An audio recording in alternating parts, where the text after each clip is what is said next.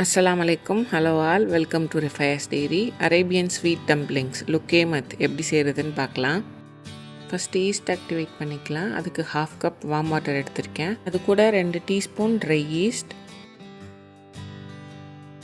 கூடவே 1 table spoon சீனி சேர்த்து லைட்டாக மிக்ஸ் பண்ணிவிட்டு ஈஸ்ட் ஆக்டிவேட் ஆகிறதுக்கு விட்டுடலாம். இது 10 to 15 மினிட்ஸ் எடுக்கும். ஈஸ்ட் ஆக்டிவேட் ஆகி வந்ததுக்கப்புறம் இது கூட 2 கப் மைதா,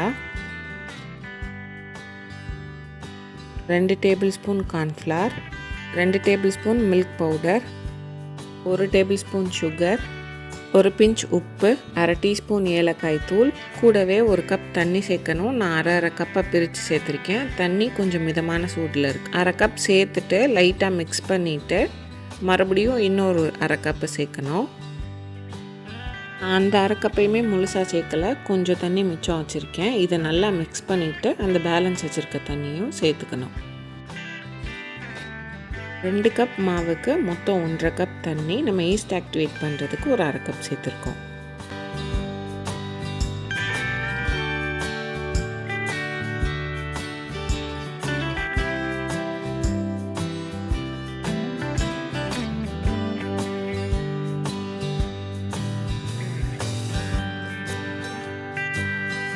இந்த பேட்டரை நல்லா மிக்ஸ் பண்ணிவிட்டு இது நல்லா மிக்ஸ் ஆகி இந்த கன்சிஸ்டன்சி வந்ததுக்கப்புறம் இது கூட 2 டேபிள் ஸ்பூன் எண்ணெய் சேர்த்துக்கிறேன்.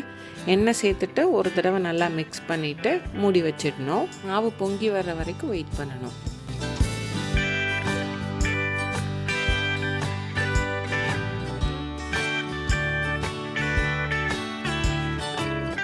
டம்ப்ளிங்ஸை டிப் பண்ணுறதுக்கு சுகர் சிரப் பண்ணிக்கலாம். இதுக்கு 1 கப் சீனி, 1 கப் தண்ணி சேர்த்து சீனி நல்லா கரைஞ்சி வர வரைக்கும் வெயிட் பண்ணணும். எவ்வளவு சீனி எடுக்கிறோமோ அதே அளவு தான் தண்ணி சேர்க்கணும். சீனி இந்த மாதிரி நல்லா கரைஞ்சி வந்ததுக்கப்புறம் இது கூட 1/2 டீஸ்பூன் ஏலக்காய் தூள் சேர்த்துருக்கேன். நல்லா மிக்ஸ் பண்ணிவிட்டு ஒரு கொதி வந்ததுக்கப்புறம் லெமன் ஜூஸ் சேர்த்துட்டு அடுப்பு ஆஃப் பண்ணிடுவேன். மாவு இந்த மாதிரி பொங்கி வந்ததுக்கப்புறம் கையில் இந்த மாதிரி தண்ணி நனைச்சிட்டு அந்த மாவை நல்லா மிக்ஸ் பண்ணி விடணும்.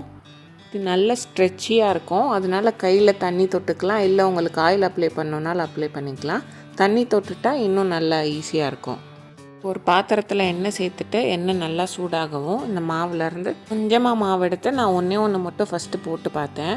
அது நல்லா பொங்கி வரும். நீங்கள் போடும்போது கொஞ்சம் கொஞ்சமாக மாவு போட்டுக்கோங்க. லைட்டாக மாவு போட்டாலும் கொஞ்சம் பெருசாகவே பொங்கி வரும். இந்த மாதிரி கோல்டன் ப்ரௌனாக வந்ததுக்கப்புறம் அதை வெளியே எடுத்துடலாம். இதுக்கப்புறம் நான் அடுத்த பேட்சஸ் போட்டுக்க போகிறேன். நல்லா பொங்கி வந்துட்டு ஒரு சில பால்ஸ் அதுவாகவே திரும்பிடும், இல்லைன்னா நீங்கள் தான் திருப்பி விடணும். சில பால்ஸ் நம்ம எவ்வளோ திருப்பி விட்டாலும் திரும்பாது. அதை கொஞ்சம் பார்த்து திருப்பி விட்டுட்டே இருக்கணும். இந்த மாதிரி கோல்டன் ப்ரௌனாக வந்ததுக்கப்புறம் வெளியே எடுத்து கொஞ்சம் ஆறுனதுக்கப்புறம் சுகர் சிரப்பில் சேர்த்து அதை வெளியே எடுத்துடலாம். உங்களுக்கு வேணும்னா நீங்கள் அதை சுகர் சிரப்பில் ஊற வைக்கலாம். ஆனால் ஊற வைக்கிறத விட லைட்டாக கோட் பண்ணிவிட்டு அப்படியே எடுக்கிறது தான் நல்லது. சுகர் சிரப்லேருந்து வெளியே எடுத்துகிட்டு ஒரு பிளேட்டுக்கு ட்ரான்ஸ்ஃபர் பண்ணிட்டோன்னா லுக்கேமத் ரெடி.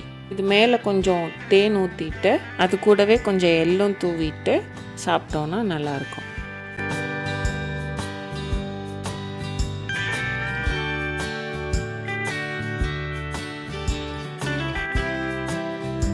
ட்ரை பண்ணிவிட்டு எப்படி இருந்ததுன்னு கமெண்ட்ஸில் சொல்லுங்கள். இந்த வீடியோ உங்களுக்கு பிடிச்சிருந்ததுன்னா ரிஃபயர்ஸ் டெய்ரிக்கு லைக் பண்ணுங்கள், சப்ஸ்கிரைப் பண்ணுங்கள், ஷேர் பண்ணுங்கள். சப்ஸ்கிரைப் பண்ணிவிட்டு பக்கத்தில் இருக்க பெல் ஐக்கானை கிளிக் பண்ணுங்கள். அதில் ஆல்ன்ற ஆப்ஷன் காட்டும். அதை செலக்ட் பண்ணி வச்சுக்கோங்க. அப்போ தான் வீடியோ அப்லோட் பண்ணால் நோட்டிஃபிகேஷன் காட்டும்.